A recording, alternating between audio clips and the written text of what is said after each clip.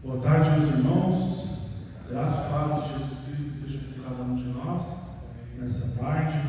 Para nós é muito bom podermos retornar à igreja local, à nossa comunidade, ao lugar onde podemos ser acolhidos, sermos recebidos de volta pelos irmãos. Para a gente é motivo de muita alegria.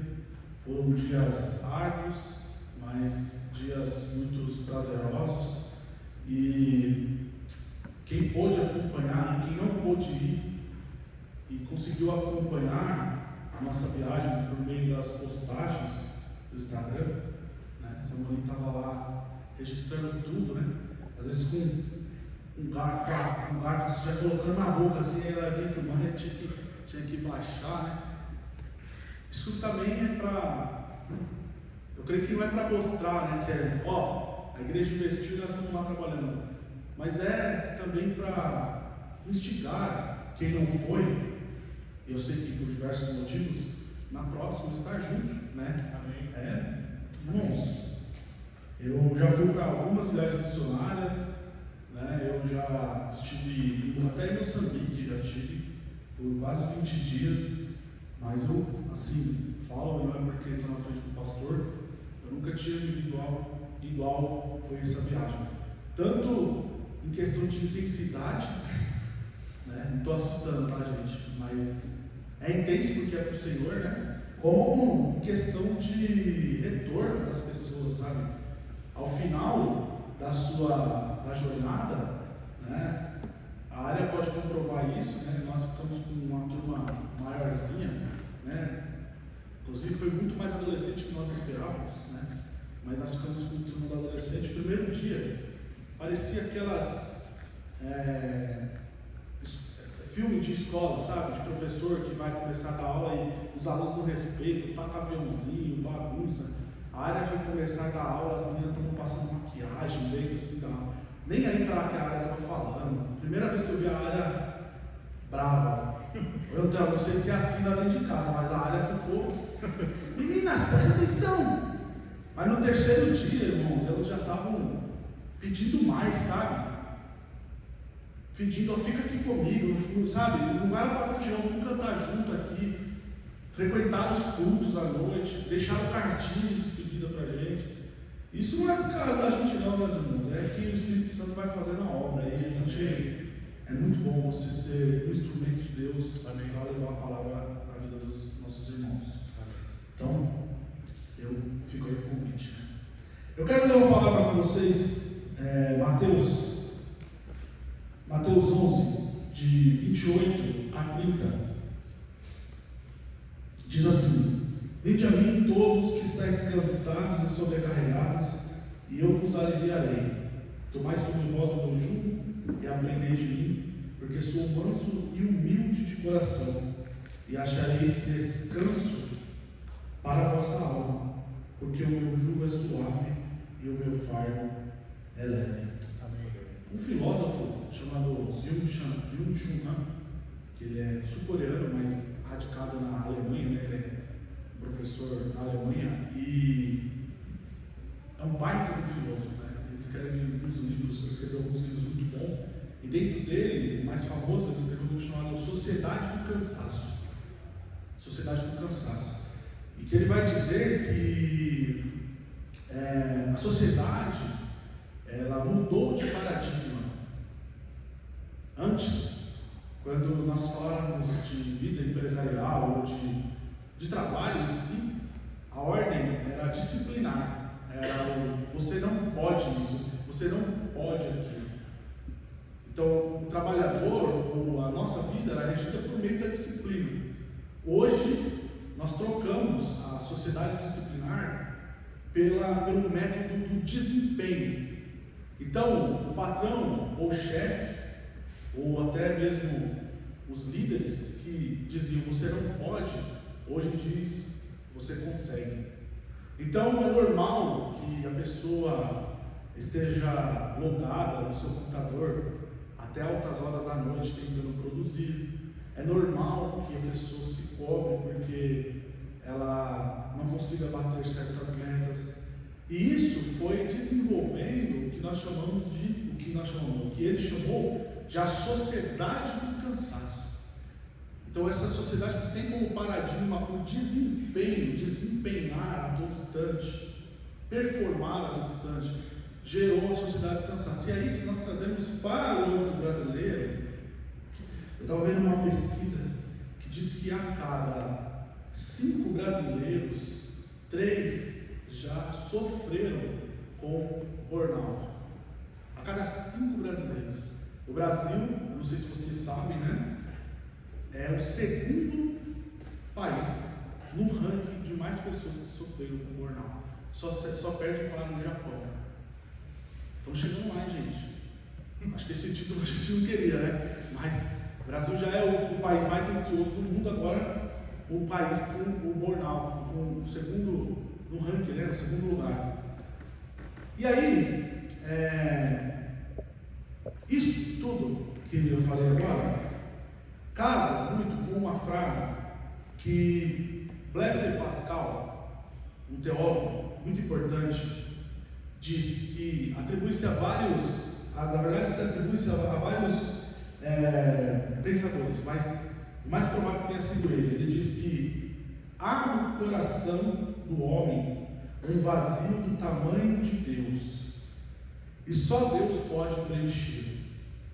Então Byung-Chul Han, ele conseguiu detectar que o paradigma do desempenho fez com que a sociedade se tornasse uma sociedade cansada por jovens que não aguentam, né? Não aguentam uma pressão.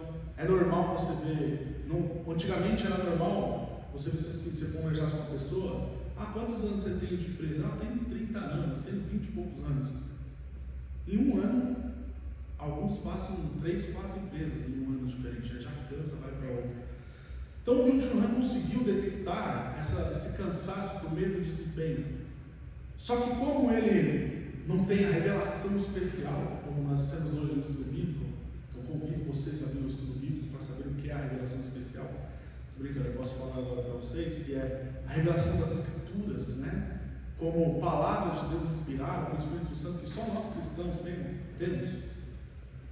O que ele não consegue alcançar é que, na verdade, a sociedade do cansaço é uma sociedade que está com a sua alma cansada. Por isso, eu queria falar sobre o tema hoje: encontrando descanso para a alma, encontrando descanso para a nossa alma, baseado no texto que nós lemos. E aí, meus irmãos, para que a gente possa entender esse texto que nós lemos, nós temos que entender 2 coisas. Primeiro, quem era o público? Para quem que Jesus estava falando? Isso é importantíssimo. Segundo, que convite é esse que Jesus faz a quem está cansado e sobrecarregado? Então, quando nós falamos do público original, é importante, porque esse é o texto, talvez, junto com Isaías 6, né, que mais se prega em culto evangelístico. É um texto campeão. Qualquer simpósio de missões, ou você vai em congresso que o tema é missão, ou você vai em culto evangelístico, geralmente os pregadores usam esse texto: vinde a mim, vós que está cansado e sobrecarregado. E não está errado, não estou aqui para dizer que está errado, está certo. Mas se nós olharmos quem era o público de Jesus, nós vamos entender que esse público não eram pecadores perdidos. Jesus não estava falando, ou visivelmente perdido. Jesus não estava falando para um adicto, um drogado da Praça da Sé, ou da Cracolândia. Acho que nem tem mais Cracolândia, né? Esse ano que acabar. Quem mora no Retiro pode confirmar isso, acabou não. Mas Jesus não está falando para um devasso, para um homem que acabou de passar uma noitada aí, se deleitou com várias mulheres, ou uma mulher que se deleitou com vários homens, como nós costumamos atribuir essa passagem. Essa passagem é para ele, sim, mas o público original de Jesus era um público que conhecia muito bem as Escrituras, no sentido do Antigo Testamento, principalmente a Torá. Porque o contexto dessa passagem é o contexto de que Jesus, ele amaldiçoa 3 cidades por não haver o recebido.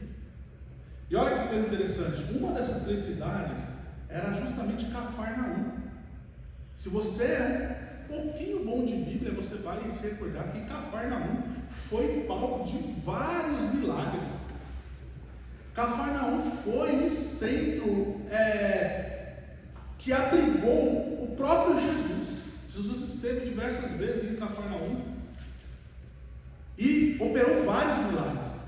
E ele acaba sendo não recebido em Cafarnaum e mais outras 2 cidades. E após a negativa ser quase que, com perdão da palavra, escorraçado dessas cidades, não ser recebido, Jesus vai dizer no verso 27, do 25 ao 27, uns versos antes que nós lemos, que o Pai escondeu os grandes tesouros, as grandes coisas dos grandes e revelou ela aos pequeninos. E é essas pessoas que negaram Jesus, que negaram os milagres de Jesus, a pregação e o ensino de Jesus, que Jesus vai dizer essas palavras: vinde a mim, vós que estáis cansados, ou, corrigindo minha fala, todos vós que estáis cansados e sobrecarregados. A segunda coisa que nós precisamos entender é que convite é esse? Que tipo de convite é esse? Olha no texto comigo, no verso 28. Vinde a mim, todos os que estáis cansados e sobrecarregados. A primeira pergunta que salta é: quem são os cansados e sobrecarregados? Nós temos pelo menos 3 respostas. 1.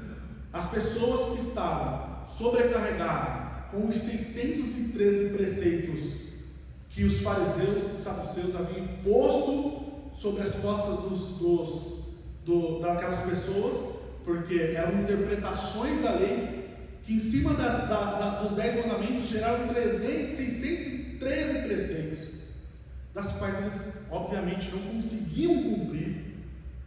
E o indicativo disso é que o verso 12 começa falando da importância do sábado.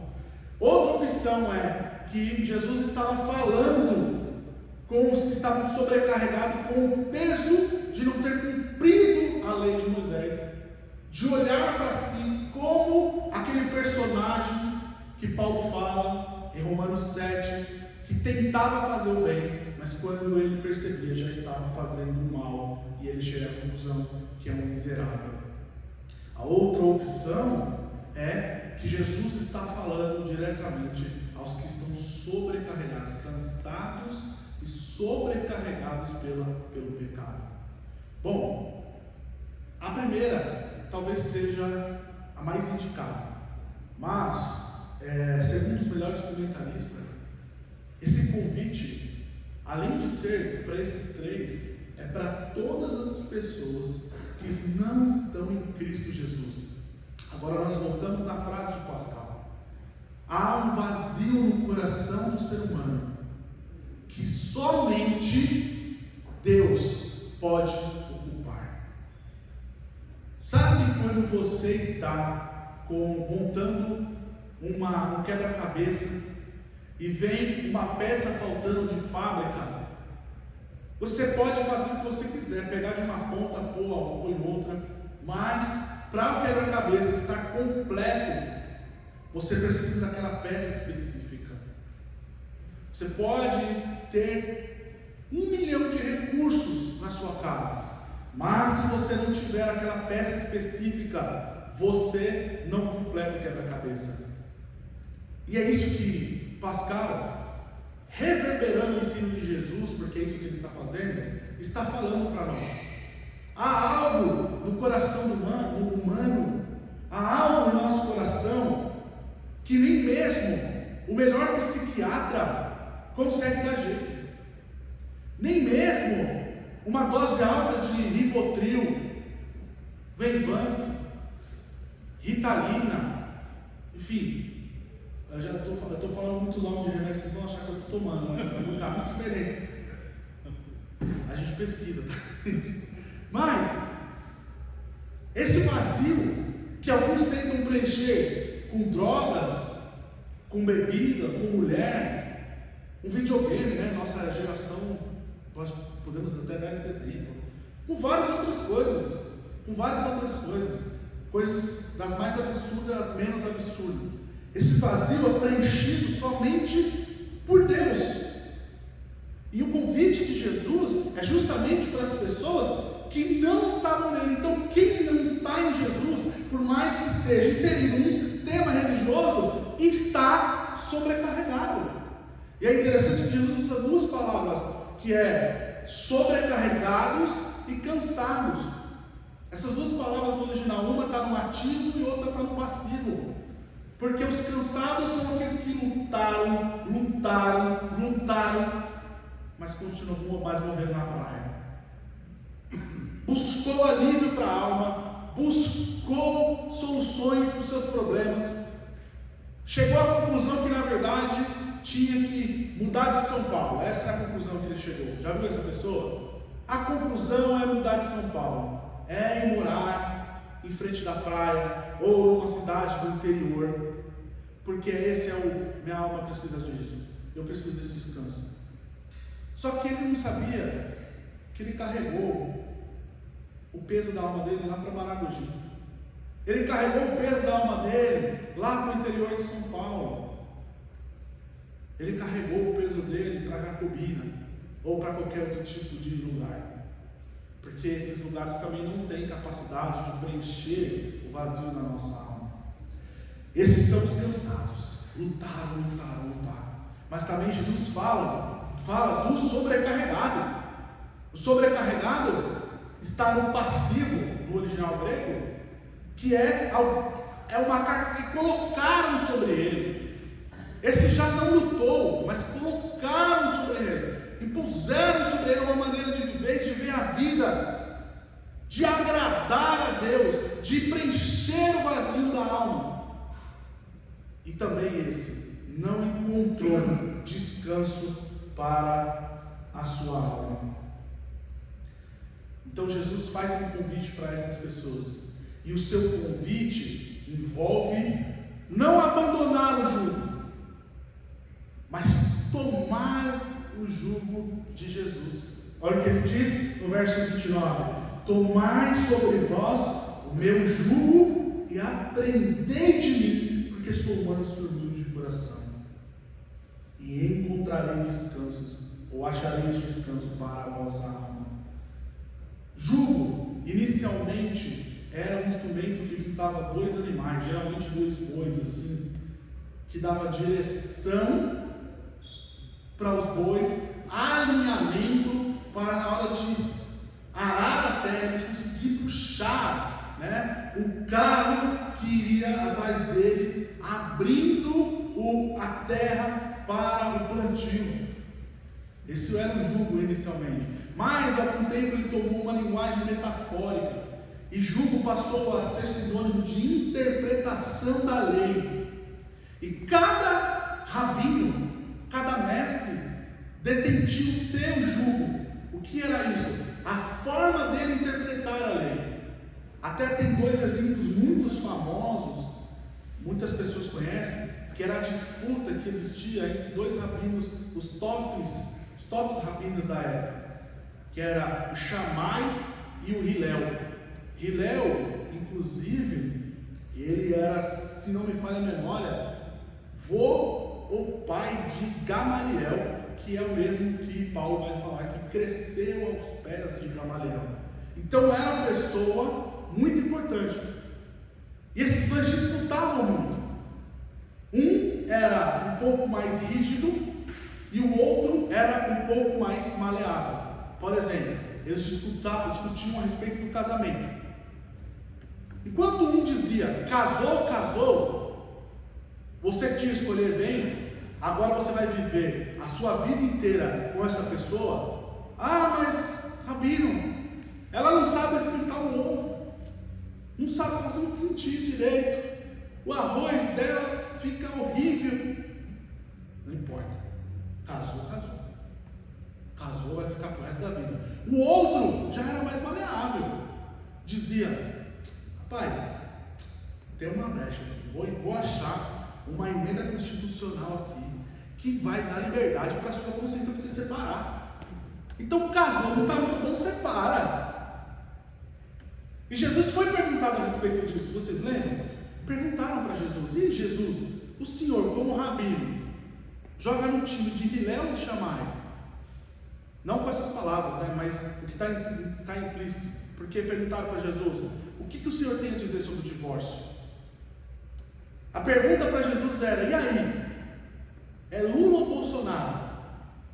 É duas opções péssimas, né, de passagem. É Palmeiras ou é Corinthians? Que lado que você joga, Jesus? É Shammai ou Hillel? A resposta de Jesus está aqui: nenhum, nem outro. Porque eu vos ofereço um novo jugo, uma nova forma de interpretar a lei e de viver a sua vida. Porque nenhum rabino tinha coragem de dizer: tomai sobre vós o meu jugo e aprendei de mim. Eles diziam: tomem o jugo da lei e interprete-a da minha maneira, da minha forma de ver. Jesus está dizendo: não, eu sou a interpretação da lei, eu sou a própria interpretação da lei, porque a lei tem sentido em mim, ela esbarra em mim. Só tem sentido tudo que Deus falou lá atrás, tudo que Deus fez, a lei de Moisés, porque eu cheguei aqui. Era como se estivesse Jesus dizendo: então tome sobre vós o meu jugo e aprendei de mim. O detalhe interessante é que Jesus não promete tirar jugo, ele promete trocar o jugo, porque ele vai dizer lá no verso 35 das palavras: porque o meu jugo é suave e o meu fardo é leve. Parece até contradição, né? Como que alguém está impondo algo sobre outra pessoa e o jugo é leve e o fardo? O jugo é suave e o fardo é leve. De novo, Jesus não está prometendo tirar. Jesus não está dizendo: a vida agora é livre. Você é livre para voar. Você é um passarinho. Sai voando, faz o que você quiser na sua vida. Jesus está chamando aquelas pessoas para continuar a aprender e continuar uma vida de discipulado. A diferença qual que era? Agora, com Jesus, eles não precisavam mais performar. Eles não precisavam mais atuar. Eles não precisavam mais obedecer à lei para ser salvo. Mas porque foram salvos, eles obedeciam. Então não podemos inverter essa lógica. Porque nós não obedecemos a Deus, não fazemos a vontade de Deus para sermos salvos, para ganhar favor de Deus, para ficar de bem com Deus, mas porque nós fomos alcançados por Ele, porque fomos remidos por Ele, é que agora nós obedecemos. Essa é a ordem. A ordem é essa. Então o que Jesus está dizendo aqui é que a forma dele, o jugo é suave, o fardo é leve, porque já não tem mais o peso de obedecer para ser salvo. O peso das costas da lei, que eles sabiam que não conseguiriam atingir. Porque o nosso relacionamento, o relacionamento do homem com a lei, é quase que um relacionamento abusivo. Está na moda falar disso, né? Um relacionamento abusivo. Porque a lei exigia de nós uma coisa que nós não poderíamos dar para ela, que era a perfeição. A lei sempre exigiu. E aí sim, é o que carrega o peso nas nossas costas. Mas quando nós vamos a Jesus, meus irmãos, nós temos o fardo tirado de nós. O fardo arrancado de nós. Não estamos livres, ainda tem fardo. Mas agora nós não obedecemos mais para performar, mas nós obedecemos para glorificar a Deus. Amém. A nossa vida visa a glorificação de Deus e não mais ser aceito por Ele. Lembra? Eu contei a história da menina que foi adotada. Eu gosto muito dessa história. Da menina que foi adotada e se esforçou muito para receber o amor do pai e da mãe. Então ela comia muito pouco, ela não assistia muito televisão, ela comia e já lavava o prato, porque ela não queria ir embora daquele lar. Só que ela não havia percebido que o que ela precisava de fato, ela já possuía, que era o amor dos pais.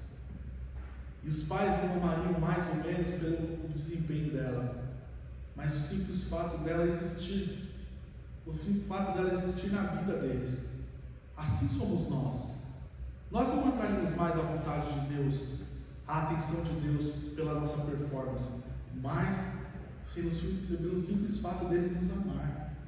Mas às vezes a gente quer ser, colocar fardo e peso sobre nossas costas. E aí, meus irmãos, eu quero caminhar para o fim dessa pregação extraindo duas verdades desse texto. Primeiro, este convite é um convite para todos. Vinde a mim, todos vós. Esse convite, meus irmãos, é para todos nós que estamos aqui. Eu não estou falando de salvação exclusivamente, mas se você não recebeu Jesus como seu Salvador, essa é uma tarde especial e propícia para isso. Mas não é exatamente sobre isso. É sobre, talvez, contribuir para essa sociedade do cansaço, se cobrando a si mesmo, uma coisa que talvez você não consiga oferecer, para atrair o amor das pessoas, a atenção, o amor de Deus, quando na verdade o que nós precisamos de fato, e essa é uma frase que pode ser esmagadora para nós, essa simples frase, eu preciso, pode ser esmagadora para nós. E o que nós precisamos colocar na nossa mente e coração é que o que nós precisamos, nós já temos. Porque o que faz falta para nós, meus irmãos, é Jesus. O que faz falta para nós é o que Davi disse no Salmo 51: não retires de mim o teu espírito, não me lances fora da sua presença, Senhor. Jesus faz falta, meus irmãos. Jesus faria falta em nós se nós nos perdêssemos, mas o que nós precisamos, nós já temos. Então esse convite é um convite para todos nós que estamos aqui. Se você se encontra dessa forma, se você se encontra sobrecarregado pela performance, ou seja lá por qual outro motivo, da qual eu não citei aqui, mas essa palavra se identificou contigo, esse convite é para você, esse convite é para mim, porque ele falou comigo essa semana, a palavra fala conosco. A segunda verdade que eu queria extrair desse texto para nós terminarmos é que a vida cristã, meus irmãos, nunca ficará livre do discipulado. Enquanto nós não morrermos, ou Jesus não voltar, nós passaremos um discipulado eterno. O pastor disse que vai aplicar discipulado esse ano, correto? Mas o pastor passa por discipulado também. Eu passo por discipulado também. Os irmãos passam por discipulado. Porque o nosso discipulador, o nosso supremo pastor Jesus Cristo, vai nos discipular até a vinda dele. Amém.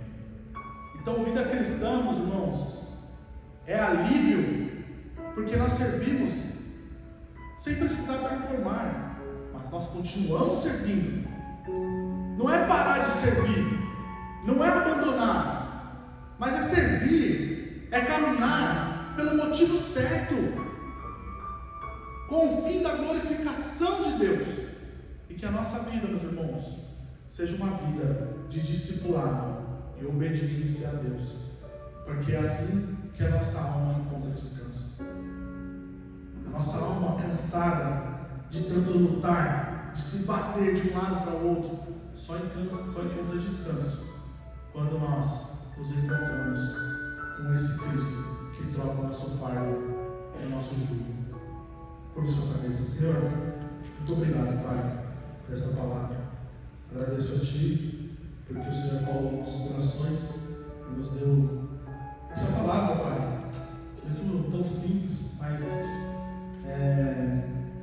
eu creio que o Senhor pode falar aos nossos corações e alcançar o coração abatido, a alma abatida e levantar. Como diz o escritor aos Hebreus, que as mãos cansadas se levantem e que os joelhos trôpegos ganhem força, para que nós possamos continuar, Pai, na batalha, proclamando o Teu reino. Nos dá livre, Pai, quando for necessário. Em nome de Jesus Cristo.